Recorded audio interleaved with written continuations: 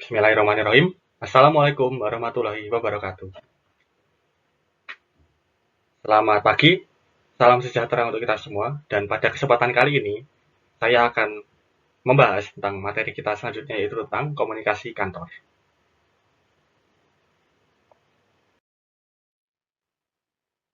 Seperti yang diketahui, komunikasi kantor berasal dari kata komunikasi, yang berarti proses penyampaian pesan agar penerima memahami maksud dari pengirim. Komunikasi memiliki peran penting dalam pengkoordinasian antar individu yang bisa untuk kerjasama dan penyelesaian tugas. Komunikasi melibatkan kegiatan seperti berbicara, mendengar, menulis, dan memahami bahasa nonverbal. Komunikasi kantor dapat diartikan sebagai proses penyampaian pesan agar penerima memahami maksud dari pengirim yang terjadi dalam lingkungan perkantoran. Lalu yang selanjutnya adalah pentingnya komunikasi kantor. Yang pertama adalah meningkatkan kelancaran administrasi. Komunikasi yang efektif dapat memastikan semua kegiatan administrasi berjalan dengan lancar dan terkoordinasi. Lalu yang kedua ada meminimalkan kesalahan kerja, yang mana dengan pesan yang jelas dan akurat, potensi kesalahpahaman dan kesalahan dalam pekerjaan dapat diminimalisir secara signifikan. Lalu yang selanjutnya adalah menciptakan suasana kerja yang harmonis. Interaksi positif antara karyawan menumbuhkan lingkungan kerja yang positif, kolaboratif, dan saling mendukung, yang mana hal ini akan menghasilkan suasana yang kerja harmonis dalam lingkungan perkantoran. Lalu ada fleksibilitas dalam penyampaian. Komunikasi sendiri dapat disampaikan melalui berbagai metode, bisa itu lisan, tulisan, maupun elektronik dapat disesuaikan dengan kebutuhan dan konteksnya.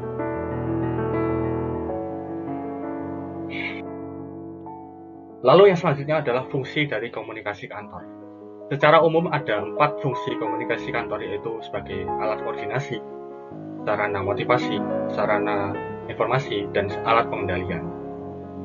Alat koordinasi dapat diartikan sebagai komunikasi dapat menyatukan tim, menyelaraskan kegiatan, lalu mencegah pekerjaan ganda, yang mana hal ini memastikan semua orang bekerja dengan tujuan yang sama. Lalu yang kedua ada sarana informasi, yang mana komunikasi ini tujuannya menyebarkan informasi penting seperti entah itu aturan, prosedur, laporan, atau mungkin update atau pembaruan proyek, yang informasi ini dapat membantu karyawan untuk membuat keputusan yang lebih efektif, efisien, dan membuat kantor bisa mencapai tujuan yang ditentukan. Lalu ada sarana motivasi. Komunikasi yang baik itu bisa memberikan motivasi, contohnya seperti feedback atau umpan balik, lalu pengakuan, pujian yang membuat karyawan itu merasa dihargai atas kinerjanya, yang kemudian akan berdampak dalam meningkatkan semangat kerja dan produktivitas. Lalu ada alat pengendalian. Alat pengendalian di sini dimaksud sebagai komunikasi memungkinkan pemimpin menetapkan entah itu aturan, arahan, lalu bimbingan, dan kebanyakan itu lebih ke arahan perintah kepada bawahannya, supaya bawahan itu bisa menyelesaikan tugasnya dan tujuan dari kantor atau organisasi dapat tercapai sebagaimana mestinya. Lalu selanjutnya ada tujuan komunikasi kantor. Yang pertama yaitu menciptakan pemahaman yang sama. Tujuan dari komunikasi itu tadi jelas, itu untuk menciptakan pemahaman yang sama dan tidak ada lagi miskomunikasi atau kesalahpahaman. Lalu yang selanjutnya ada memperlancar kinerja kerjasama antar pegawai, karena kalau komunikasi itu tujuannya menyatukan dengan adanya kesalahpahaman antar pegawai tadi, maka kerjasama antar pegawai bisa semakin lancar dalam mencapai tujuan yang telah ditentukan. Yang ketiga ada meningkatkan efisiensi pekerjaan. Efisiensi ini tentu kaitannya dengan waktu dan juga waktu, yang mana pekerjaan bisa selesai sebagaimana mestinya, tidak ada keterlambatan dan hambatan apapun. Lalu selanjutnya ada membangun suasana kerja yang harmonis. Dengan komunikasi itu bisa mempererat komunikasi antar karyawan dan tidak ada lagi perselisihan ataupun kesalahpahaman antar karyawan. Lalu ada jenis komunikasi, yang ini berdasarkan cara penyampaiannya. Komunikasi dapat disampaikan secara umum menjadi 4 metode, yaitu ada metode lisan, tulisan, elektronik, dan nonverbal. Metode lisan itu biasanya dilakukan dengan percakapan langsung, rapat, diskusi, atau mungkin juga briefing yang merupakan keterangan dari rapat. Lalu tulisan itu mungkin pegawai administrasi menemukan ini sehari-hari, contohnya seperti surat dinas, memo, laporan, dan kemudian ada elektronik, itu lewat email, WhatsApp, Zoom, yang mana Zoom ini juga bisa melibatkan komunikasi lisan dan juga tulisan. Lalu juga ada komunikasi nonverbal yang mungkin, mohon maaf, ada beberapa karyawan yang memiliki keterbatasan, entah itu tunarungu, tunawisma, atau tuna yang lainnya itu tadi, dengan yang bisa disampaikan, komunikasi bisa disampaikan lewat ekspresi wajah, bahasa tubuh, atau mungkin juga bahasa isyarat. Lalu selanjutnya adalah jenis komunikasi berdasarkan arah penyampaian. Berdasarkan arah penyampaian itu secara umum ada 4, yaitu vertikal, horizontal, diagonal, dan juga eksternal. Contoh dari komunikasi vertikal itu adalah komunikasi antara atasan dan bawahan, yang mana apabila komunikasi itu bergerak ke atas, itu biasanya dari bawahan ke atasan. Contohnya seperti laporan, kemudian juga feedback dari karyawan ke atasan tadi, misalnya ada pertanyaan kayak kurang jelas, ingin memastikan kejelasan informasi dan sebagainya. Lalu ada komunikasi vertikal ke bawah, yaitu kebanyakan dari atasan ke bawahan, contohnya seperti kebijakan, arahan, lalu pemberian tugas dan sebagainya.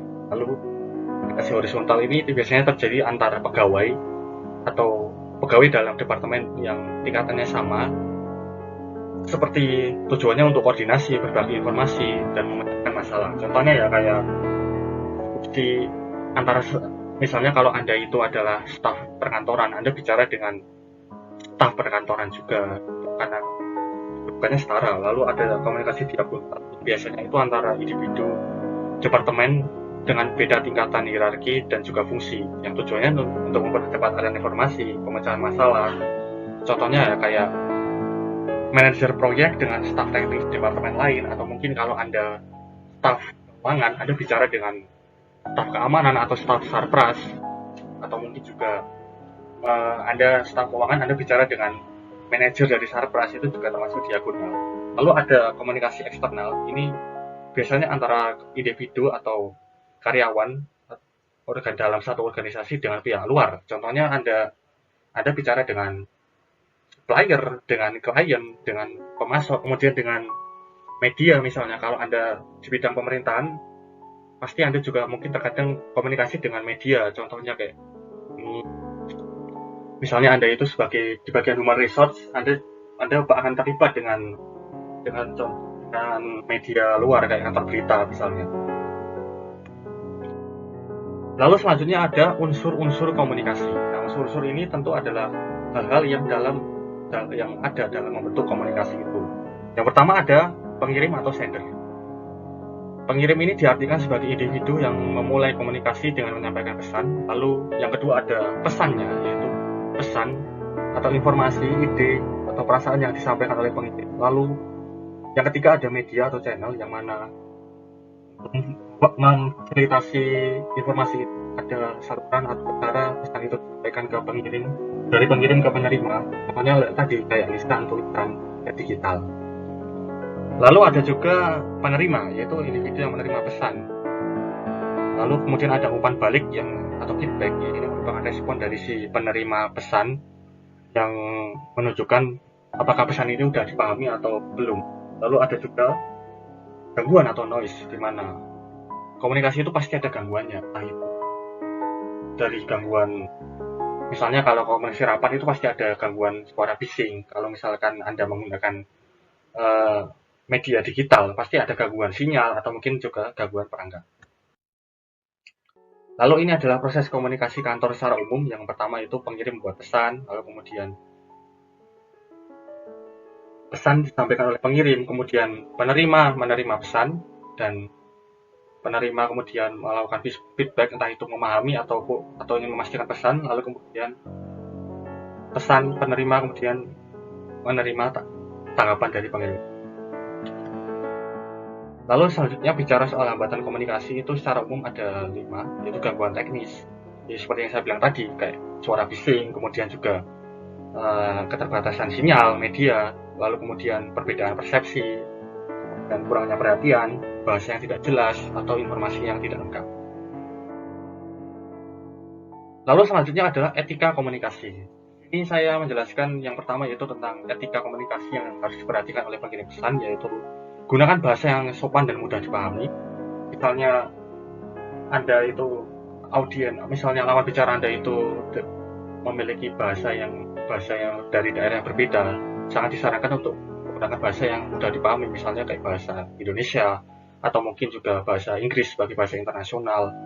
Lalu hindari nada suara tinggi, gunakan nada yang sedang-sedang saja, tidak usah terlalu tinggi, tidak terlalu rendah, dan intonasinya juga tepat. Lalu juga sikap profesional, menyampaikan dengan sungguh-sungguh, tidak celelean. Lalu sampaikan pesan dengan jujur dan tepat waktu. Dan ini sangat disarankan untuk informasi ini disampaikan tepat waktu dan tidak mendadak, karena kalau mendadak ya pasti ya agak kasihan juga sama si penerima pesan itu, karena pasti bakal gelagapan lah katakanlah.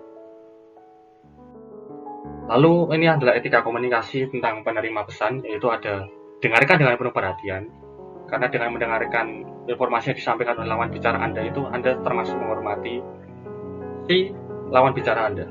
Lalu hormati pendapat, kemudian jangan memotong bicaraan. Kalau lawan bicara Anda belum selesai bicara, jangan dipotong karena itu sangat tidak sopan.